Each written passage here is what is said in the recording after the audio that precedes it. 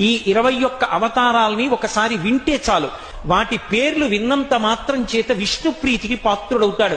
వేరొక్కసారి జాగ్రత్తగా వినండి. మొట్టమొదట ఆదినారాయణుడు, సనకసనందనాదులు. దాని తర్వాత వచ్చినటువంటిది యజ్ఞవరాహావతారం. యజ్ఞవరాహావతారం తర్వాత నారదుడు. నారదుడి తర్వాత నరనారాయణుడు. నరనారాయణుల తర్వాత వచ్చినటువంటిది కపిలావతారం. కపిలావతారం తర్వాత దత్తాత్రేయావతారం. దత్తాత్రేయావతారం తర్వాత యజ్ఞావతారం. యజ్ఞుని యొక్క అవతారం తర్వాత వృషభావతారం. వృషభావతారం తర్వాత వచ్చింది పృథు మహారాజు గారి అవతారం. పృథు మహారాజు గారి అవతారం తర్వాత వచ్చినటువంటి అవతారం మత్స్యావతారం. తర్వాత కూర్మావతారం. తర్వాత ధన్వంతరి. తర్వాత మోహిని. తర్వాత నరసింహుడు. తర్వాత వామనమూర్తి. తర్వాత పరశురాముడు. తర్వాత రాముడు. తర్వాత బలరాముడు. బలరాముడి తర్వాత కృష్ణ భగవానుడు. కృష్ణ భగవానుడి తర్వాత బుద్ధావతారం. బుద్ధావతారం తర్వాత కల్కి అవతారం. ఏకకాలంలో 2 అవతారాలు ఉంటూ